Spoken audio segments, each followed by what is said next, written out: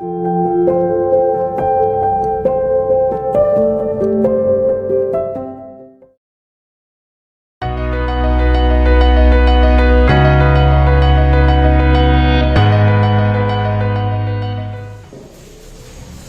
bismillahirrahmanirrahim. Assalamualaikum warahmatullahi wabarakatuh.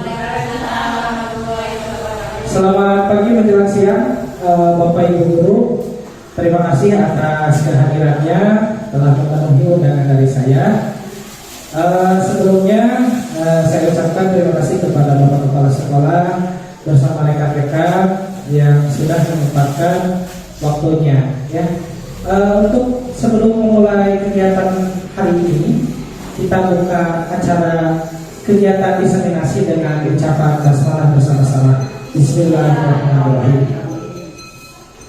Alhamdulillah, kita ke acara inti. Saya di sini akan menyebarkan pemahaman dan penerapan budaya positif terkait apa yang sudah saya lalui di dalam pendidikan guru penggerak. Nah, Bapak Ibu, barangkali ketika mendengar kata budaya positif, apa yang dibayangkan? Kira-kira apa? Hukuman. Apalagi kira-kira tentang budaya positif yang terbayang itu apa gitu kira-kira? Selain dari hukuman, terus apa lagi? Ya? Apa? Disiplin, betul. Apalagi Bu? Kira-kira budaya positif? Nah, ya, budaya ini kan suatu kebiasaan ya. Jadi saya harapkan dengan kita menelaah materi kali ini, kita bisa menerapkannya di sekolah, khususnya di kelas kita masing-masing, umumnya di sekolah kita. Ya, ya. Lanjut. Nah, ini adalah materi yang akan saya paparkan tentang konsep inti dari budaya positif. Yang pertama adalah perubahan paradigma belajar, yang kedua disiplin positif dan nilai-nilai kebajikan universal, yang ketiga teori motivasi, hukuman, dan penghargaan restitusi. Kemudian yang keempat keyakinan kelas, yang kelima kebutuhan dasar manusia, yang keenam restitusi posisi 5 kontrol. Kemudian yang terakhir adalah segitiga restitusi.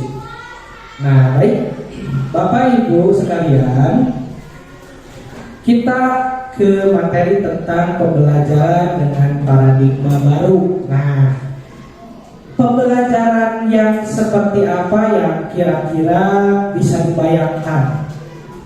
Bapak Ibu pernah mendengar student center atau teacher center? Sudah mendengar? Nah, kira-kira kalau teacher center itu seperti apa? Pembelajaran yang berpusat pada guru. Pembelajaran yang berpusat pada guru. Jadi guru, kalau teacher center itu biasanya guru yang aktifnya, ya betul, yang ceramah, terus memegang kendali di kelas itu, pokoknya guru saja, ya. Nah, kemudian yang kedua ada yang namanya dengan student center. Kira-kira kalau student center bagaimana? Ya, betul. Siswa yang aktif dalam belajar. Nah, dalam pembelajaran dengan paradigma baru ini, pembelajaran yang dirancang itu berdasarkan prinsip pembelajaran berdiferensiasi, sehingga para peserta didik belajar sesuai dengan kebutuhannya berdasarkan tahap perkembangan sesuai teori psikologi modern untuk mewujudkan profil pelajar Pancasila. Nah, jadi ini sejalan dengan filosofi Ki Hajar Dewantara, di mana pendidikan itu memenuhi kebutuhan dan inclusion, ya. Terkait dengan itu, kita sebagai pendidik akan berpusat pada profil pelajar Pancasila yang ada di IKN sekarang, ya. Sebetulnya profil pelajar Pancasila ini sudah ada sejak dulu, ya, sudah ada. Cuman hanya berbeda judul saja ya, berbeda masa lah. Untuk yang sekarang ini poin-poinnya untuk profil pelajar Pancasila yang pertama adalah beriman, bertakwa kepada Tuhan Yang Maha Esa dan berakhlak mulia. Di mana peserta didik kita dituntut untuk memiliki akhlak, memiliki budi pekerti yang luhur ya, sesuai dengan filosofi Ki Hajar Dewantara. Yang intinya harus memiliki jiwa religius ya, harus memiliki jiwa religius. Jadi kita sebagai pendidik harus mengarahkan kepada para murid atau para siswa untuk melakukan pembelajaran yang berakhlak mulia ya, diselipkan dalam beberapa kegiatan P5 kalau di KMM. Kalau di kurikulum 2013 ini sama ada ya, di kompetensi intinya itu ya. Kemudian yang kedua adalah berkebinekaan global, di mana para siswa itu dituntut untuk mengikuti kodrat zaman ya, kodrat zaman. Nah, bagaimana maksudnya kodrat zaman? Jadi kita sebagai pendidik harus mengupdate pengetahuan kita, menularkan kepada para murid kita bagaimana kedepannya untuk dapat bersaing di dalam zaman, kalau sekarang itu disebut dengan era apa? Mungkin Ibu, Bapak terang? Milenial. Nah, terus revolusi industri 4.0 seperti itu ya. Terus pembelajaran abad 21 itu dituntut memang para murid untuk update dalam perkembangan zaman. Nah, kemudian bergotong royong di sini siswa dapat memiliki rasa untuk saling bekerja sama atau berkolaborasi. Kemudian kreatif. Bagaimana seseorang siswa kita dorong untuk kreatif, dapat menghasilkan sesuatu, dapat membuat sesuatu berdasarkan apa yang mereka pahami, apa yang mereka miliki, kita mengarahkannya. Kemudian bernalar kritis. Nah, ini bernalar kritis berarti kan siswa kita arahkan untuk lebih, kalau misalkan di tingkatan soal itu seperti apa Ibu? Kira-kira tingkatan soalnya itu harus HOTS ya, betul. HOTS itu C5 ya, C5, C6 gitu ya taksonominya. Kemudian yang terakhir adalah mandiri. Ya. Mandiri, di mana mandiri sebagai seorang murid harus memiliki profil mandiri. Mandiri artinya mereka bisa dengan kesadaran sendiri tanpa adanya paksaan dari luar. Nah, untuk yang selanjutnya, Ibu, kita akan melihat suatu ilusi ya. Ini adalah miskonsepsi selama ini yang kita rasakan ya. Nah, tentang teori kontrol.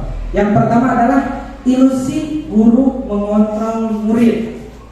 Nah, kita suka istilahnya tanpa sadar bahwa kita sebagai guru itu dapat mengontrol murid. Tapi sebetulnya tidak, Bapak Ibu ya. Kita tidak bisa mengontrol murid. Kenapa? Karena pada dasarnya, kalaupun kita menyuruh anak anu atau menghukum seperti apa, anak itu melakukannya bukan karena dorongan atau dari keinginan dari dalam, tetapi alasannya adalah karena takut ya, karena takut kepada kita. Jadi kita tidak bisa menyuruh, kamu harus ini, kamu harus itu. Ya mungkin di depan kita mereka menurut ya, tapi ketika kita tidak ada, ya kembali lagi ke itu. Jadi itu hanya ilusi bahwa kita bisa mengarahkan si anu kudu dia, si anu kudu itu. Itu hanya ilusi, karena yang bisa memunculkan itu semua hanya diri mereka sendiri. Kemudian yang kedua, ilusi bahwa semua penguatan positif itu efektif dan bermanfaat. Contohnya misalkan bujukan ya, rayuan adek, tolong ya, nanti mah jangan seperti itu lagi ya, tolong ya. Nah itu dengan bujukan rayuan positif seperti itu pun ternyata itu hanya ilusi dapat merubah seorang siswa itu. Kenapa? Karena Ya itu tadi, karena bukan timbulnya dari diri gitu ya. Jadi hanya nyerah isilah bapak sama ibu dulu gitu ya, malu gitu ya. Nah jadi belum timbul dari intrinsiknya gitu ya. Nah kemudian ilusi bahwa kritik dan membuat rasa bersalah mampu menguatkan karakter. Nah ini juga bukan cara atau menjadikan identitas menjadi baik, tapi ini justru akan menanamkan identitas yang gagal kepada murid. Kenapa? Karena kalau hanya mengkritik ya dan menjudge bahwa siswa tersebut salah, itu siswa di dalam hatinya akan selamanya membekas ya, akan selamanya membekas. Mungkin bapak ibu juga dulu pernah mengalami ketika disalahkan guru ya, salah ya, si lainnya salah. Nah seperti itu ya. Nah jadi sampai sekarang kan ada trauma ya. Nah itu merupakan identitas yang gagal ya, karena bukan cara seperti itu untuk memunculkan kesadaran intrinsik ya. Nah itu masih tetap merasa takut. Jadi siswa itu justru telah merasa bersalah ya. Jadi ngedon gitu siswa itu ya, ketika hanya dikritik dan dijudge bahwa siswa itu adalah salah. Itu bukan merupakan hanya ilusi, tidak akan berubah. Dan yang terakhir adalah ilusi bahwa orang dewasa berhak memaksa. Mentang-mentang kita sebagai guru, sebagai orang tua, sebagai yang dewasa, kita bisa memaksakan kehendak anak, itu tidak bisa ya. Nah tidak bisa, karena yang bisa menjalankannya hanya diri mereka sendiri ya, tidak bisa.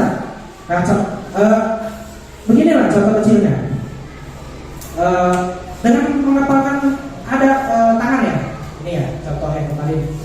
Misalkan kita memiliki barang berharga yang akan dipegang oleh kita ya, barang berharga. Kita kepalkan tangan. Kita kepalkan tangan.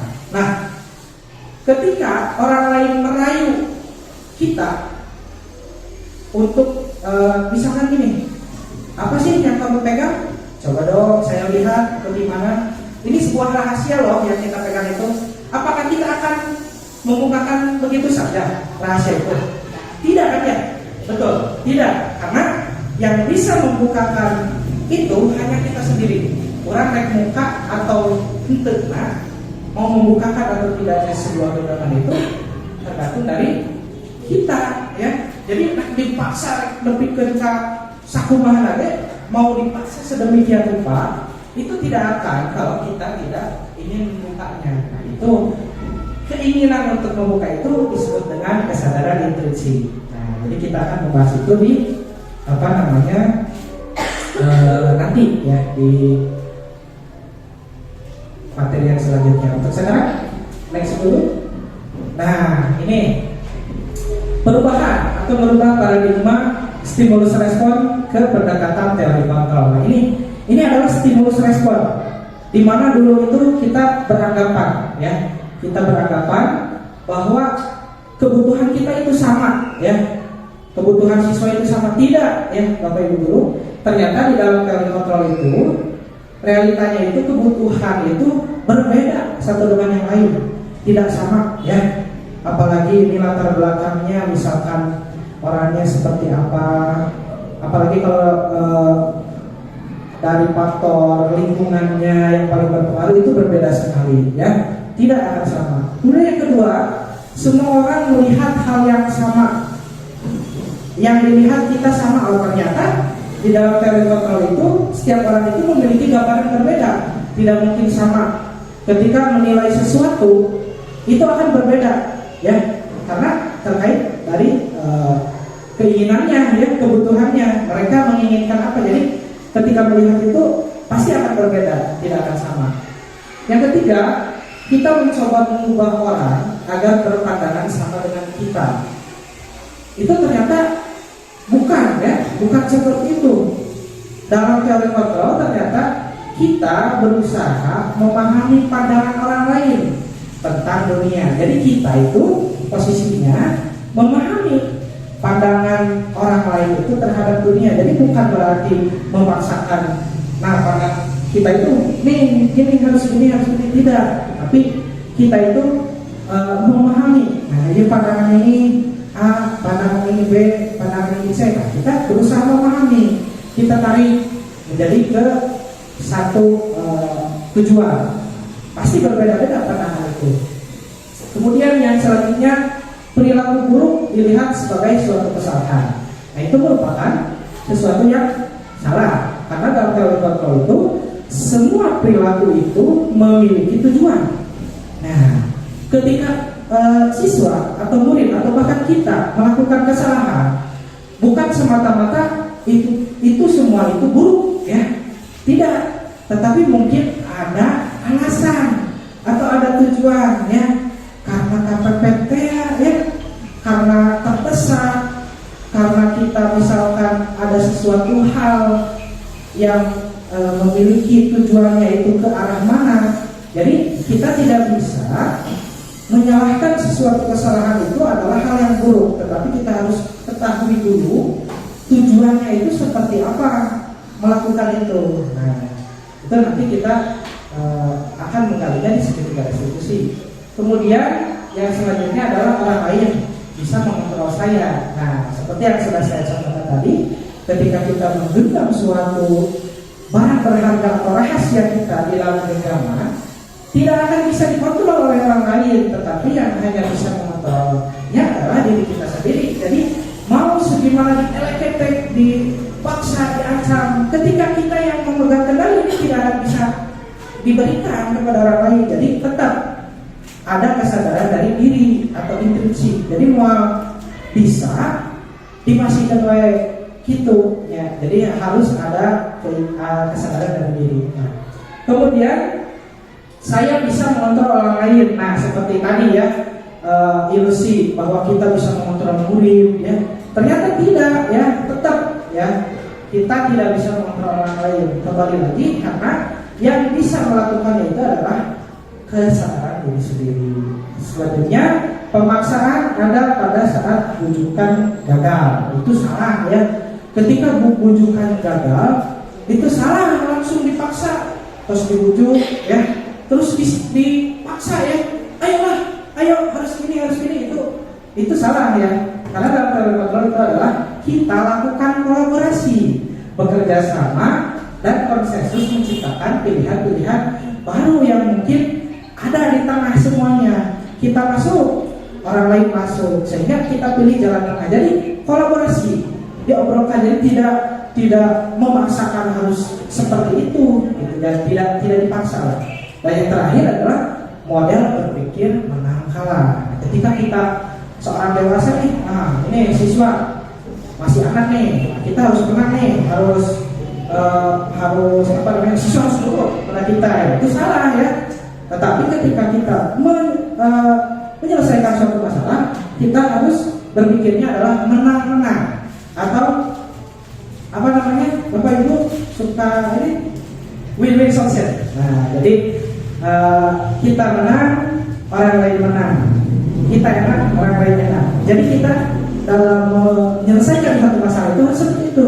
Jadi tidak ada pihak yang tersakiti, gitu, ya. Karena itu akan menimbulkan dendam, ya. Dendam yang sangat berlarut. Bahkan saya juga pengalamannya waktu dulu itu ketika SD, SMP, SMA dicabok ke guru teh sampai kayaknya ingat gitu, ya. Nah, itu teh merupakan negatif, gitu, ya. Negatif itu teh membekas dalam hati teh. Aduh, bageula ini kepret ke bapak anu tepira gara-gara. Nah, itu teh membekas dalam hati dendam itu. Jadi kita sekarang ketika menyelesaikan suatu masalah harus dengan win-win solution. Jadi berpikirnya menang-menang. Kita menang, orang lain menang. Kita mengajarkan sesuatu hal yang benar, orang lain melaksanakan sesuatu hal yang benar tanpa adanya paksaan. Ikhlas, ya. Kesadaran intuisi atau dari dalam diri, ya. Seperti itu. Lanjut. Nah, ini kita, ya. Untuk materi yang selanjutnya adalah disiplin positif. Disiplin positif di sini kata disiplin, ya. Disiplin mungkin Bapak Ibu berpikirnya disiplin itu apa? Sebelumnya kata-kata disiplin, mematuhi aturan itu, terus mengikuti tata tertib, ya itu yang kita bayangkan terkait disiplin positif. Nah, disiplin positif ini adalah menciptakan lingkungan positif. Nah, kita meninjau kembali nih penerapan disiplin di sekolah kita, apakah telah efektif kira-kira disiplin di sekolah kita?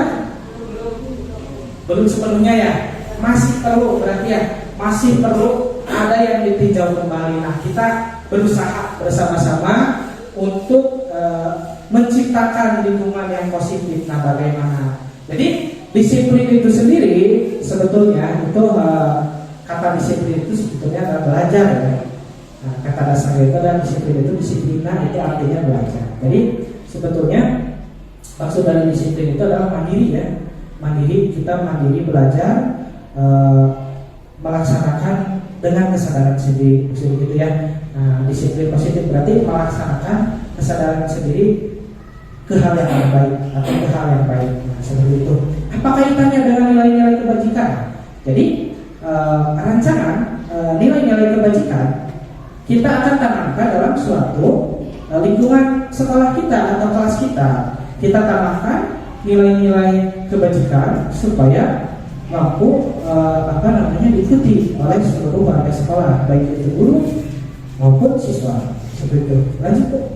Nah, ini disiplin menurut Ki Hajar Dewantara menyatakan bahwa untuk menciptakan murid yang merdeka, syarat utamanya harus ada disiplin diri. Nah, disiplin dari diri ya, yang memiliki motivasi internal dari dalam ya, kesadaran sendiri. Merdeka itu artinya tidak hanya terlepas dari perintah ya, tetapi juga cakap buat memerintah sendiri. Jadi bukan hanya bebas dari perintah, tetapi mereka juga harus bisa memerintah diri sendiri. Jadi tanggung jawab terhadap diri sendiri. Yang kedua adalah menurut Dian Gosen ya, menyatakan bahwa disiplin positif, disiplin yaitu belajar mengontrol diri dan menguasai diri untuk memilih tindakan yang mengacu pada nilai-nilai yang kita hargai agar tercipta tujuan mulia yang diinginkan. Ini memilih tindakan yang mengacu pada nilai-nilai yang kita hargai. Nah, nilai-nilai itu nilai-nilai kebajikan. Nanti ada ya, ada poin-poin nilai-nilai kebajikan itu apa gitu ya. Nanti ini berhubungannya dengan nanti pembuatan keyakinan kelas. Terus yang selanjutnya adalah tujuannya apa disiplin positif. Disiplin positif itu menanamkan motivasi kepada murid-murid untuk menjadi orang yang mereka inginkan. Nah, dan menghargai diri sendiri dengan nilai-nilai yang mereka percaya, dengan memiliki motivasi intrinsik.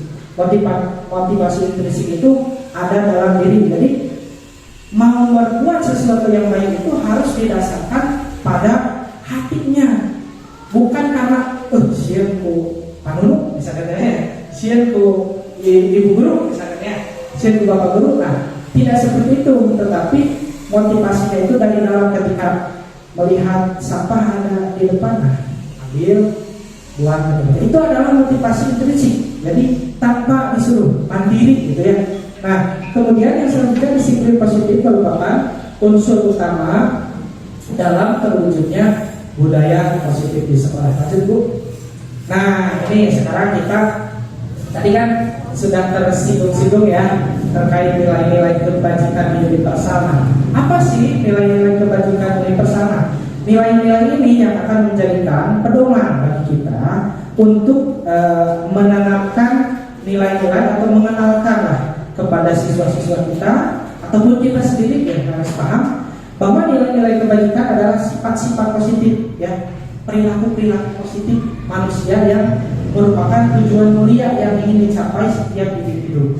Kemudian nilai-nilai bersama lepas dari suku bangsa, agama maupun latar belakangnya yang disepakati. Jadi tidak memandang ini dari agama mana, ini dari suku mana. Nah, jadi nilai-nilai ini harus tanam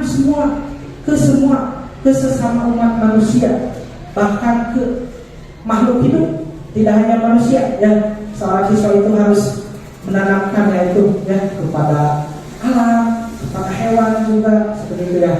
Nah, kemudian salah satu nilai kebajikan yang ingin dicapai anak Indonesia kita dalam implementasi kurikulum merdeka ini adalah profil pelajar Pancasila. Seperti yang sudah tadi di awal dijelaskan, poin-poinnya itu. Nah, ini mungkin salah satu contoh saja. Lanjut.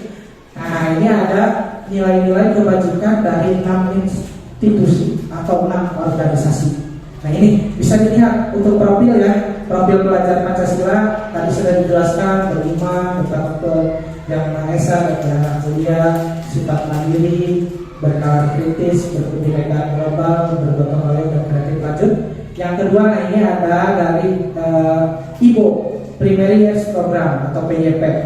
Sikap murid sebenarnya harus memiliki toleransi, rasa hormat, integritas, mandiri, menghargai, antusias, empati, keingin-tahuan, kreativitas, kerjasama, percaya diri, komitmen. Kemudian yang ketiga ada 9 pilar karakter Indonesia Heritage Foundation atau IHF, cinta Tuhan dan segenap ciptaannya, kemandirian dan tanggung jawab, kejujuran atau amanah, diplomatis, dan lain sebagainya ini ya.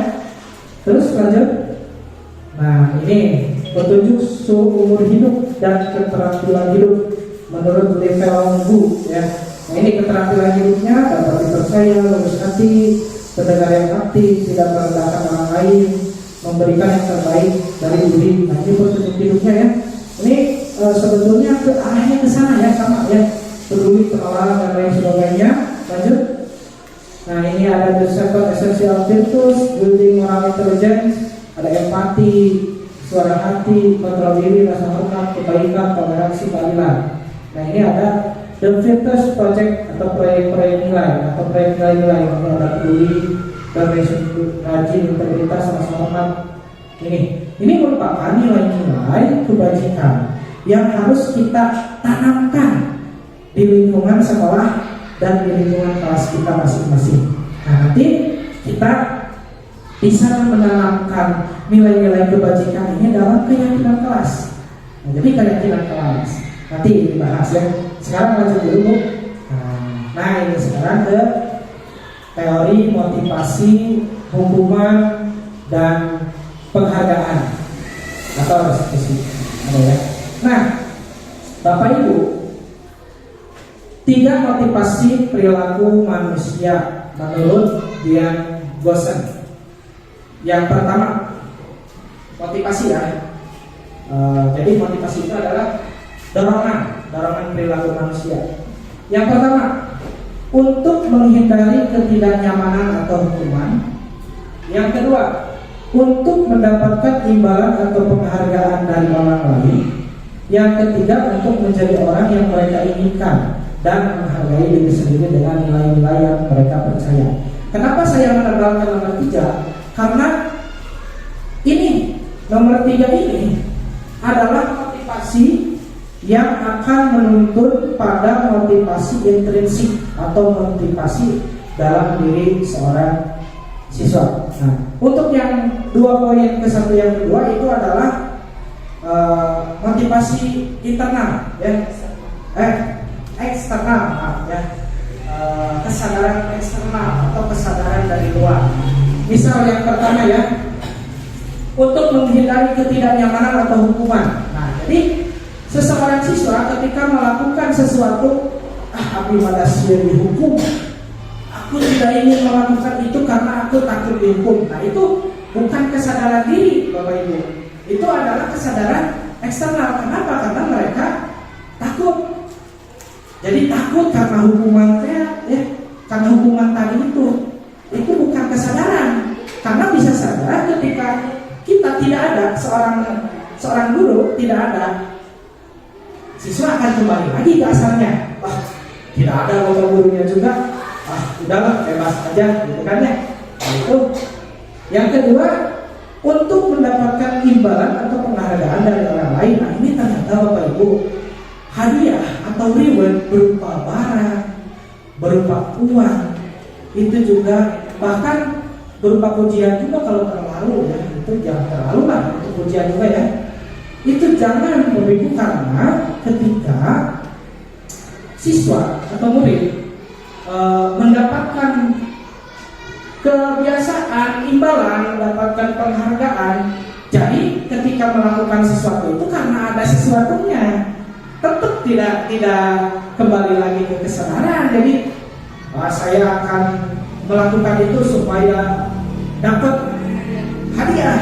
Nah itu kan tetap bukan motivasi. Jadi ketika tidak ada hadiah, masih ada hadiahnya malah tidak akan mengikuti dan tidak ada hadiah. Itu juga kan bukan sesuatu hal yang baik. Itu jadi motivasinya itu datangnya dari luar, dari eksternal. Nah kita sebagai pendidik akan mengarahkan yang ini poin ketiga, untuk menjadi orang yang mereka inginkan dan menghargai dirinya sendiri dengan nilai-nilai yang mereka percaya. Makanya nanti kita akan membuat keyakinan keras atau keyakinan, jadi supaya menumbuhkan diri siswa itu bertanggung jawab terhadap dirinya dengan apa yang nilai yang mereka percaya. Lanjut.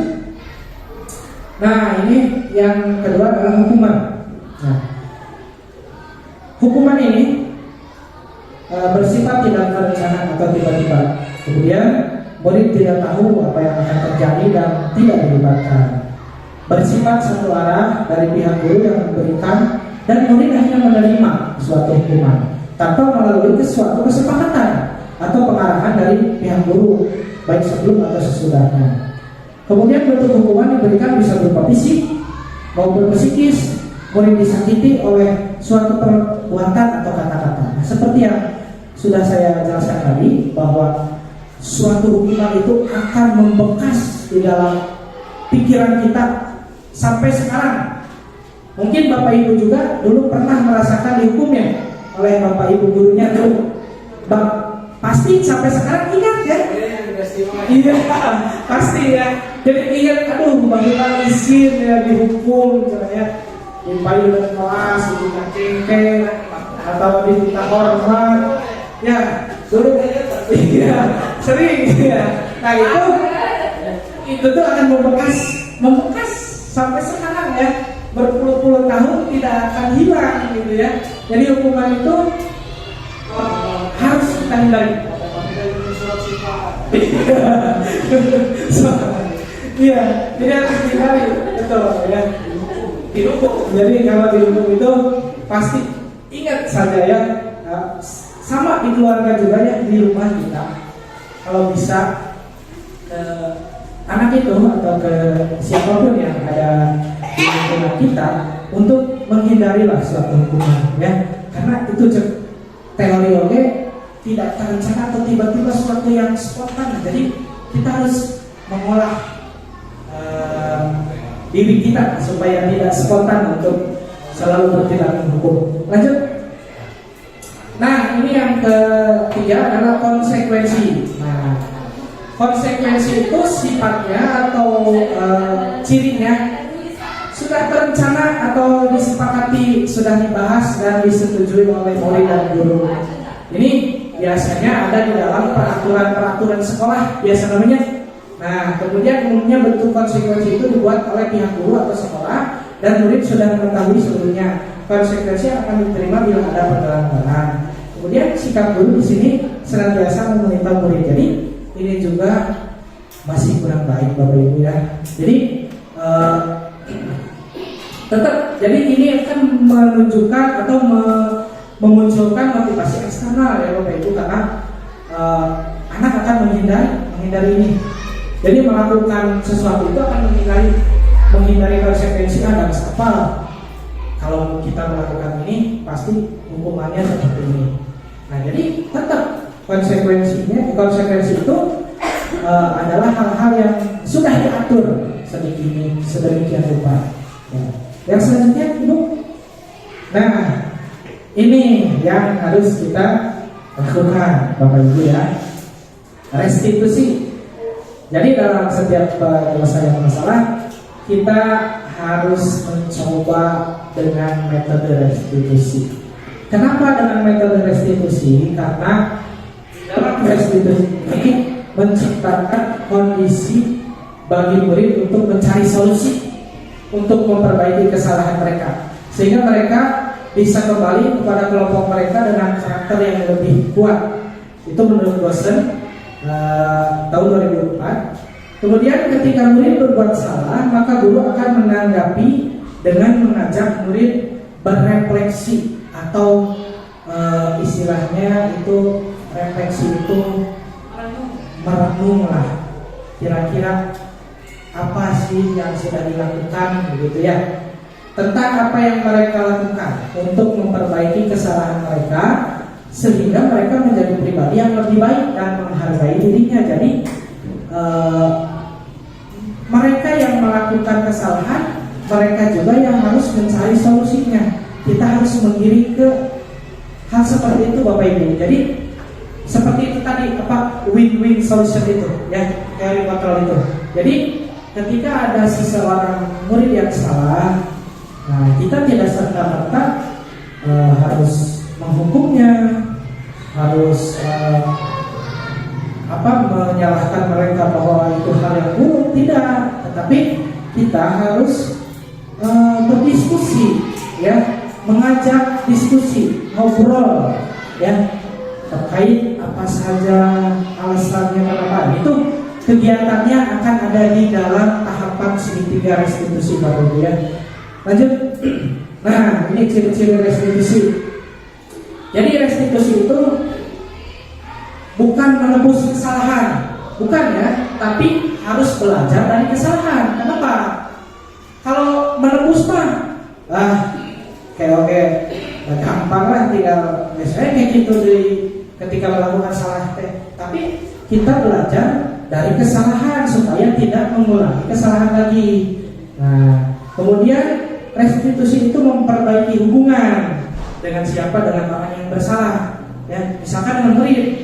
Kalau kita menghukum kan otomatis murid jadi dendam sama kita ya. Tapi kalau dengan restitusi kita belajar, ngobrol, kita berdiskusi. Nah, murid itu tidak akan dendam, insya Allah tidak ya. Justru murid akan merasa bahagia karena mendapatkan terima kasih Pak sudah diberikan solusinya, gitu kan ya. Terima kasih Bu, gitu ya. Kemudian restitusi adalah tawaran, bukan paksaan. Jadi dalam prosesnya nanti kira-kira akan melakukan apa untuk memperbaiki kesalahannya, seperti itu ya. Jadi bukan berarti paksaan ini harus gini, tidak ya. Selanjutnya restitusi menuntut untuk melihat ke dalam diri. Jadi kita itu salah enggak? Benar nggak kita salah? Kenapa salah? Alasannya kenapa? Seperti itu. Jadi mengetahui, memvalidasi tindakan kita yang salah. Selanjutnya mencari kebutuhan dasar yang mendasari tindakan. Jadi alasan ya. Setiap kesalahan pasti memiliki alasan atau memiliki tujuan. Ini berkaitan dengan kebutuhan dasar nanti ya. Nah, selanjutnya restitusi diri adalah cara yang paling baik. Betul Bapak Ibu, ini adalah cara yang paling baik dibandingkan dengan hukuman, dibandingkan dengan tadi ya konsekuensi ya. Ini yang paling baik, betul. Kemudian restitusi fokus pada karakter bukan tindakan, betul ya. Kita tidak menginginkan anak istilahnya ningali, ya salah ya, nah ini ada itunya hukumannya, tidak, tetapi kita fokus pada karakter. Jadi memunculkan karakter yang baik kepada anak ya, bertanggung jawab pada dirinya, menghargai dirinya sendiri. Kemudian restitusi menguatkan. Restitusi fokus pada solusi bukan kepada hukuman. Solusi ya, solusinya apa? Kemudian yang terakhir adalah restitusi mengembalikan murid yang berbuat salah pada kelompoknya. Jadi mensukseskan identitasnya, jadi agar identitasnya itu tidak gagal ya. Jadi ketika begini sajalah contohnya ya, ketika kita berbuat salah kita harus mohon maaf ya.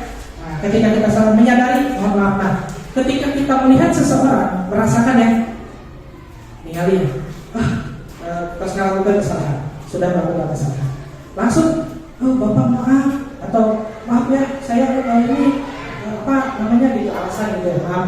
Nah ketika kita melihat hal seperti itu, jadi betul ya karakternya, yang kalian dilihat ya karakternya sudah baik berarti ya. Lanjut, ibu, nah ini kita ke bagaimana membuat keyakinan kelas atau sekolah ya Bapak Ibu. Nah, saya mengajar kepada Bapak Ibu, bahkan kita di sekolah juga, selain di kelas di sekolah juga, kita dapat membuat sebuah keyakinan Bapak. Nah, mengapa keyakinan kelas? Mengapa tidak peraturan saja? Nah, Bapak Ibu, ini ada suatu contoh ya. Ini suatu contoh. Kita memiliki aturan tentang penggunaan helm pada saat mengendarai kendaraan roda 2 atau motor. Nah, kira-kira Bapak Ibu, mengapa ada aturan harus menggunakan helm? Kenapa? Supaya apa? Supaya selamat, supaya aman, supaya sehat ya Bapak Ibu ya. Nah, tetapi ada kalanya saya juga merasakan Bapak Ibu, ari helm teh dipakai teh kan sieun ditilang bener. Ya, jadi karena motivasi nanti lain dalam diri itu ya kan. Jadi motivasi eksternal dan menghindari hukuman ya. Pakai helm teh menghindari hukuman dan bersama di Cikopo aya operasi, jadi kalau jalan teh menggunakan helm. Nah itu teh merupakan motivasi yang salah atau keyakinan yang salah Bapak Ibu. Nah, jadi kita harus tahu dulu maksud tujuan dari adanya peraturan harus menggunakan helm itu adalah apa? Keselamatan. Jadi yang ditanamkan dalam diri kita bukan karena takut ke polisinya, tapi kita harus berpikir, aduh kumaha lamun kecelakaan ada kontainer kagelek atau kepala berbentur ya ke aspal. Kalau pakai helm kan minimalnya ya kembali lagi kalau takdir itu kan takdir yang Maha Kuasa, tetapi minimalnya ketika kita menggunakan helm ya tidak akan fatal, insya Allah gitu, tidak akan fatal. Mungkin ada sedikit keselamatannya gitu ya. Kemudian yang kedua ini, ketika kemarin kita COVID ya, mengapa kita memiliki peraturan tentang penggunaan masker dan mencuci tangan setiap saat? Ini juga sama ya, untuk kesehatan dan keselamatan. Jadi bukan pakai masker ya, pakai masker terus bisa dicarikan ke polisi gitu ya. Kalau ke tempat umum itu biasanya satpam ya yang suka menegur misalnya ya. Nah, bukan Bapak Ibu, tetapi kita harus mengetahui keyakinannya apa untuk menjaga kesehatan dan keselamatan. Nah, ini yang akan ditanamkan di dalam kelas atau sekolah kita Bapak Ibu. Kita tanamkan keyakinan ini dari mana? Dari nilai-nilai kebajikan universal tadi, seperti mandiri, menghargai, saling menghormati, tanggung jawab, dan lain sebagainya. Jadi lanjut ya. Nah, ini yang tadi ya, yang tadi sudah dibahas. Nah, nih murid-murid pun demikian ya. Jadi mereka perlu mendengarkan dan memahami arti sesungguhnya tentang peraturan-peraturan yang diberikan. Jadi bukan peraturan saja, bukan seperti itu ya Bapak Ibu, tapi tujuan utamanya adalah kita harus menanamkan nilai-nilai baik, nilai-nilai kebajikan di balik peraturan tersebut. Apa tujuan utamanya? Ya, dan menjadi tidak tertarik atau takut sehingga hanya sekedar ya. Jadi kalau kita hanya menuliskan suatu peraturan, itu siswa itu melakukannya karena takut, karena tidak ingin mendapatkan hukuman.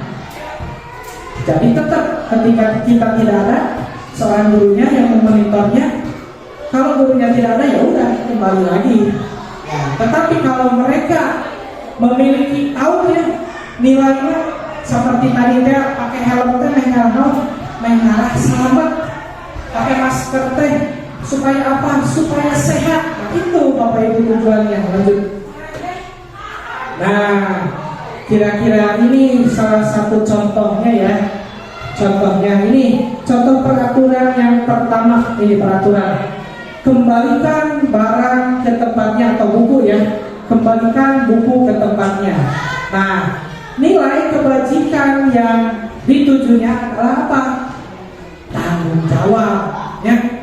Buku tilasnya lira, buku bekas sendiri harus disimpan lagi oleh sendiri ke tempatnya. Itu merupakan nilai tanggung jawab.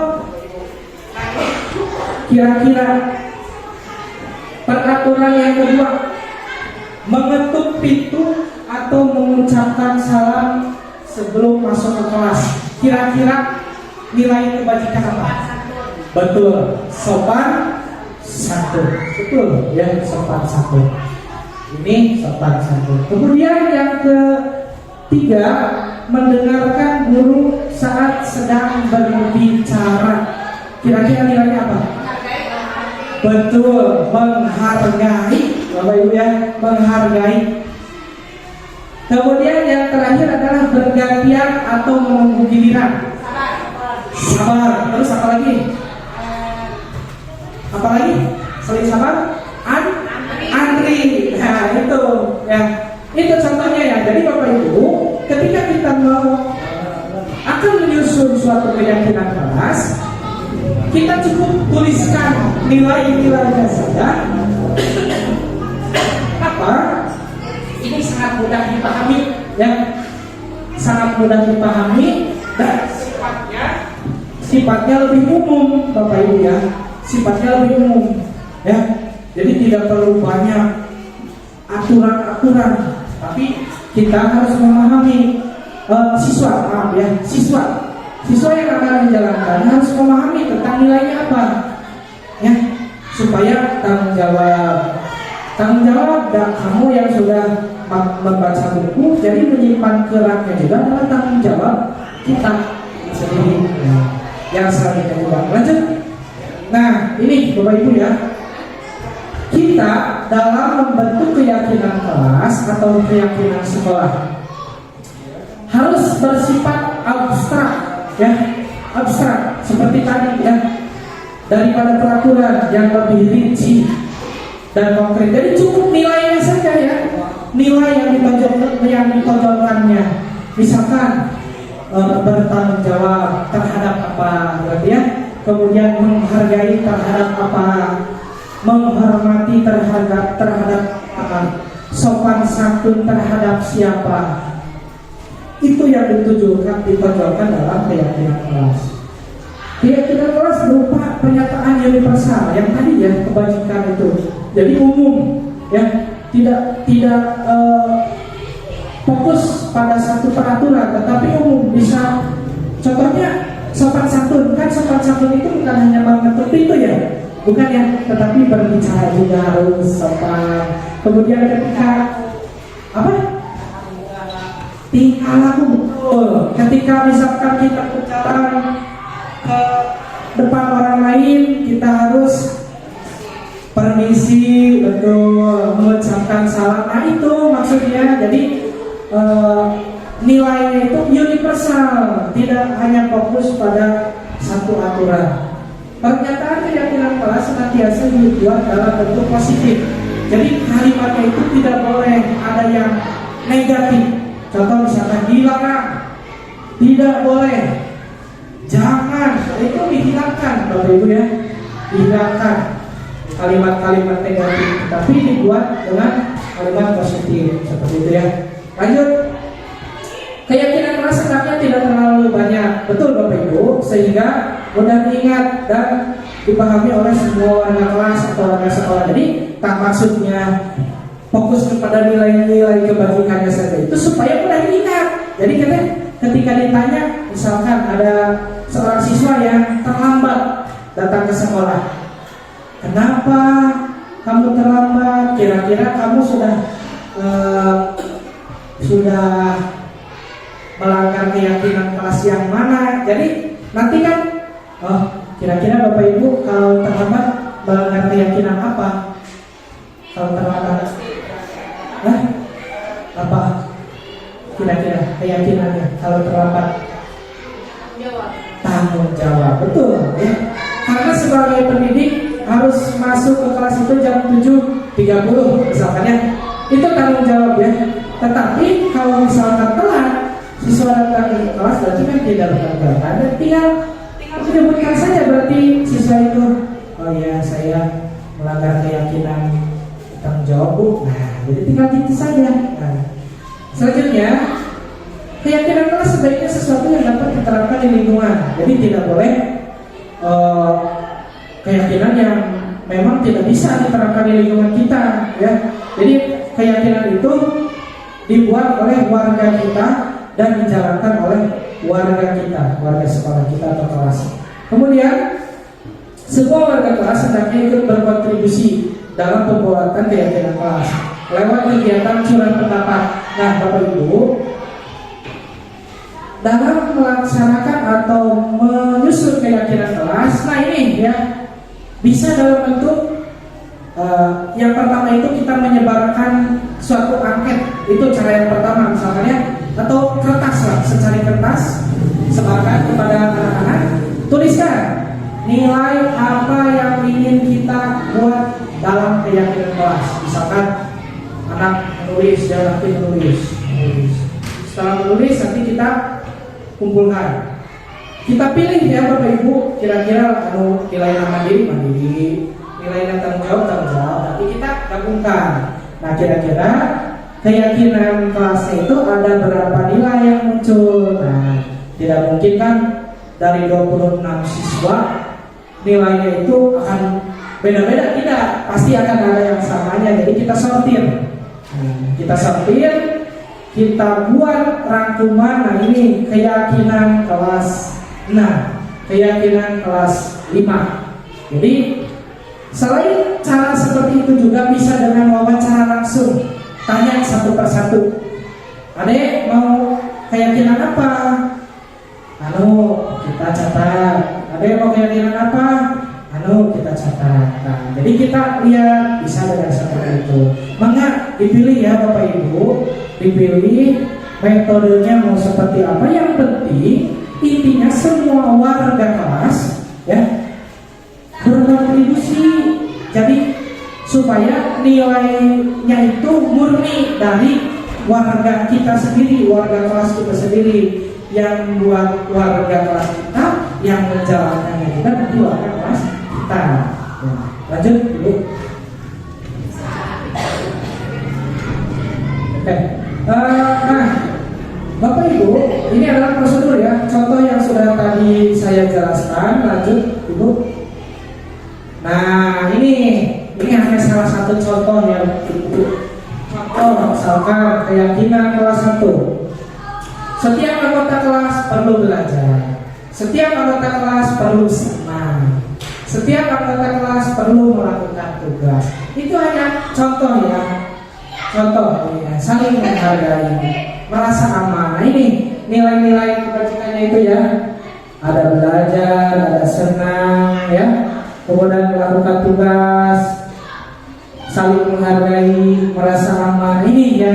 Kemudian keyakinan kelas 5, bersikap positif, menjadi diri baik ya, menghormati orang lain, berkomitmen, bertanggung jawab terhadap tugas, senantiasa membantu. Ini contoh-contoh ya, contoh-contoh. Lanjut. Nah, ini cara yang pembuatannya. Lanjut. Ini caranya. Terus lanjut. Nah, ini bisa berupa gambar, berupa kertas. Lanjut. Nah, ini kebutuhan dasar manusia ya Bapak Ibu. Kebutuhan dasar manusia itu adalah salah satu apa alasan mereka ketika mereka melakukan suatu apa istilahnya ketidakdisiplinan atau kesalahan. Biasanya ini untuk memenuhi kebutuhan ini Bapak Ibu. Contoh misalkan ya, penguasaan. Ketika seseorang murid berprestasi lah, contohnya ya. Kadang murid berprestasi itu suka memiliki ego ya, egois. Kadang misalkan anak jadi mengejek ya, mengejek misalkan teman. Nah ini salah satu alasannya ya karena ingin terlihat paling kuat, paling berprestasi begitu ya. Nah kemudian yang kedua kesenangan. Jadi si murid ketika melakukan kesalahan nyomot maman orang lain, nyomot dia. Ternyata ketika ditelusuri, nah ini kebutuhannya itu ada. Resep abdi mah ngelihat gitu ya. Jadi harus dilihat dulu. Oh berarti kan tahu alasannya, hanya cuma kesenangan. Nanti bisa kita. Kemudian kebebasan. Murid merasa tertekan bahwa ketika melakukan kesalahan, berarti murid membutuhkan kebebasan. Kemudian kasih sayang dan rasa diterima. Misalkan di rumahnya ibu bapaknya misalkan mohon maaf tidak harmonis, ya keluarganya tidak harmonis, kurang kasih sayangnya, pasti siswa akan terbawa ke sekolah, akan kurang perhatiannya, atau dari gurunya juga bisa ya. Ketika dari gurunya cuma memperhatikan ini saja, ini yang si A diperhatikan, si B tidak, nah, si B kemungkinan akan melakukan kesalahan karena membutuhkan perhatian. Yang paling utama adalah bertahan hidup. Nah, bisa saja Bapak Ibu ada anak yang mencuri makanan misalkan ya, atau darah kemaji ya, dahar lima lagu hiji ya. Bisa saja. Kenapa? Untuk bertahan hidup. Apa? Lapar ya. Kenapa kuat maling? Karena tidak memiliki uang. Ekonomi dan saya tidak punya uang, jadi kalau maling gitu. Bisa saja. Jadi segala sesuatu yang murid lakukan pasti ada alasannya. Nah ini kita harus merujuk ke kebutuhan dasar manusia. Lanjut Bu. Lanjut. Nah ini ya, kita ke posisi kontrol 5 ya, 5 posisi kontrol. Kita di sini sebagai guru ya. Yang pertama adalah penghukum.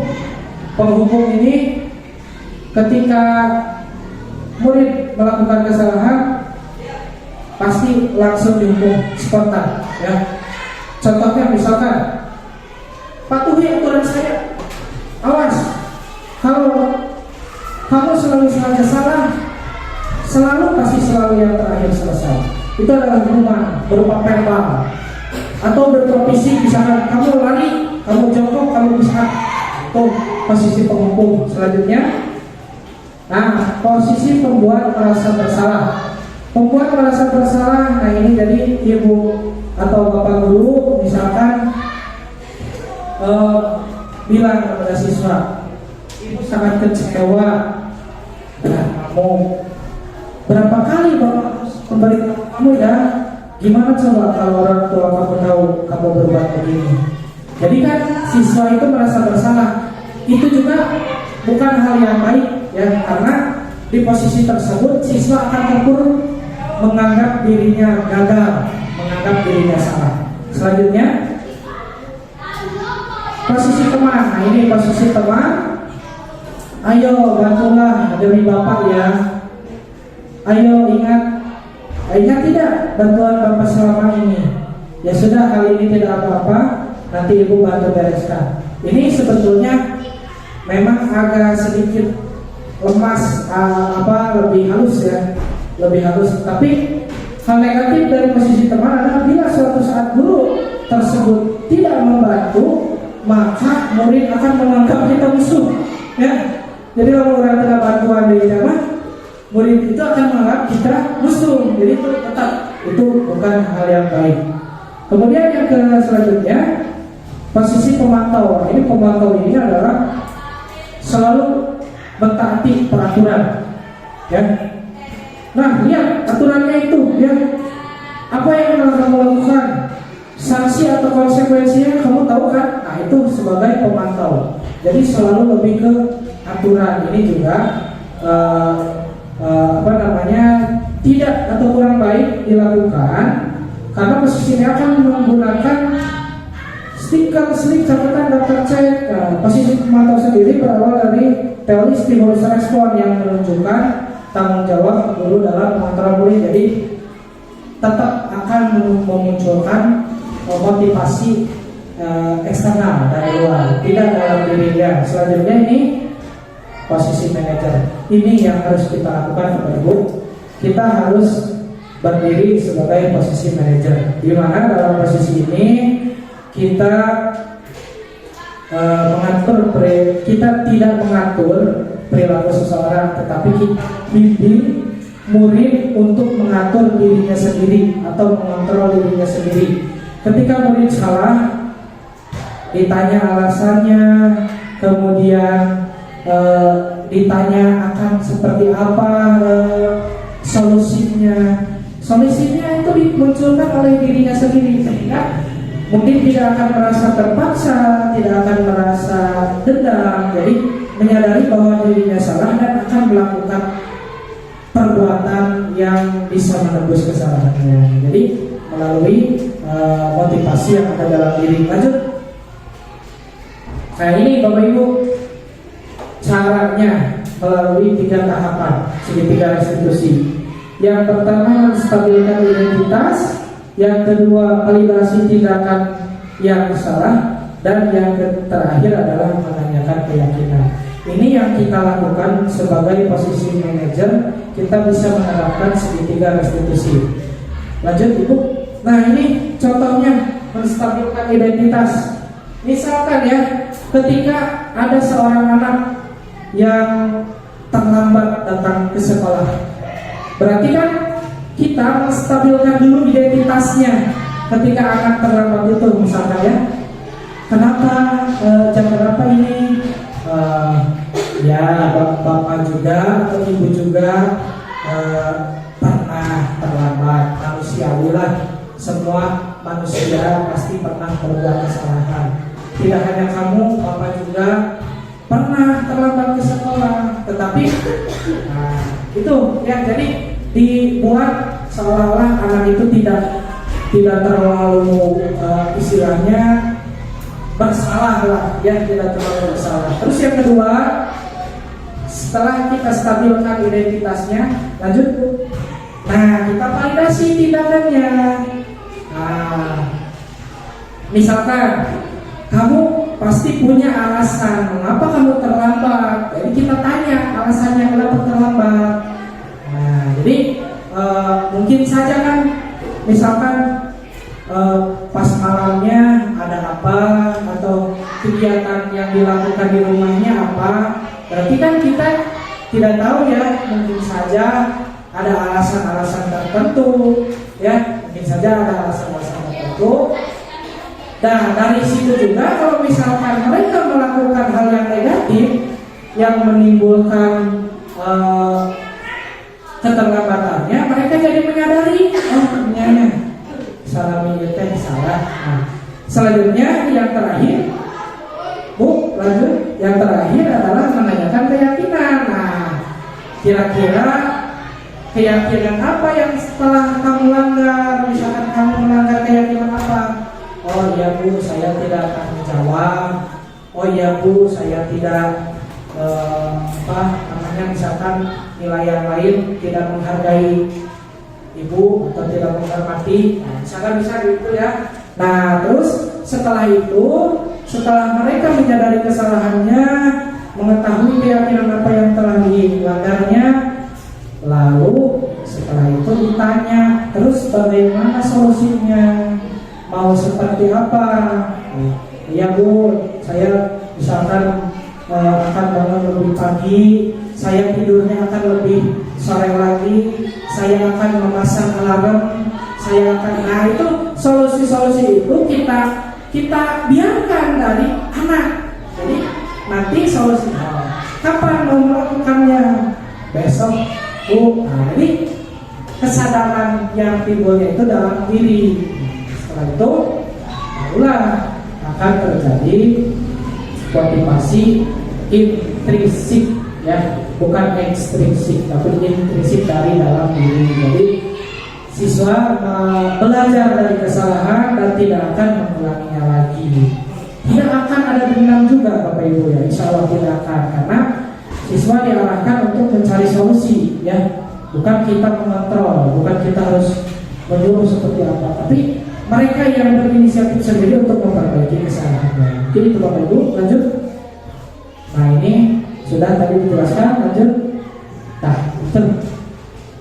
Alhamdulillah Bapak Ibu, pemaparan materi dari saya selesai. Mudah-mudahan kita di sekolah dapat menerapkan budaya positif ya terkait keyakinan kemudian menyelesaikan permasalahan melakukan segitiga institusi. Bapak Ibu, mungkin hanya sekian yang dapat saya sampaikan. Terima kasih banyak atas kesempatannya. Kita tutup acara ini dengan ucapan hamdalah bersama-sama. Alhamdulillahirobbilalamin. Bila itu Assalamualaikum warahmatullahi wabarakatuh.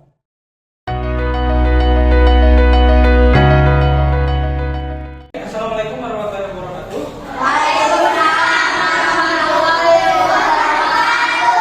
Nah, hari ini kita akan membuat keyakinan kelas ya. Keyakinan kelas 4. Ada yang tahu keyakinan kelas?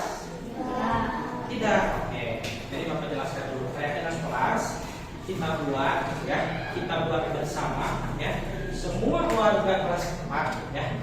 Semua yang ada di kelas 4 harus ikut membuat keyakinan kelas. Bentuknya seperti apa keyakinan kelas? Nah, kalau dulu pernah mendengar tata tertib, peraturan kelas, pernah mendengar? Nah, gitu ya. Nah, Bapak mengharapkan jadi dirubah ya. Jadi sekarang itu bukan peraturan, tapi keyakinan. Jadi keyakinan kelas nanti kalian membuat keyakinan kelasnya mau apa ya. Kalian nanti tulis di dalam satu lembar kertas ya, yang akan Bapak kasih. Satu orang satu ya, satu orang satu kertas. Nanti kalian menuliskan mau seperti apa sih di kelas ya, mau seperti apa di kelas. Bapak contohkan, misalkan saling menghargai, cukup saja gitu ya. Atau misalkan kelas harus rapi atau gimana gitu ya. Bayangkan saja. Jadi nanti keyakinan kelas ini kita yang buat dan kita yang akan menjalankannya ya. Awas, jadi keyakinan yang kita buat itu akan kita laksanakan bersama ya. Akan kita laksanakan bersama. Gunakan kalimat yang memiliki nilai-nilai kebaikan ya. Seperti yang Bapak tadi contohkan. Misalkan saling menghargai sesama warga kelas atau sesama teman, boleh ya. Harus menghormati guru, misalkan gitu ya. Paham nggak maksudnya? Nah, kalian nanti menuliskan, kasih nama ya, nama misalkan nama Erwita ya. Keyakinan kelasnya apa, tulis ya. Cukup satu saja ya. Nanti Bapak akan mengumpulkannya. Lalu setelah dikumpulkan Bapak akan memilihnya. Karena kemungkinan kan akan ada yang sama ya, pasti ya. Pasti akan ada yang sama. Jadi yang kalau yang sama nanti Bapak gabung. Nanti yang berbeda berarti poin yang berikutnya. Sampai sini ada pertanyaan?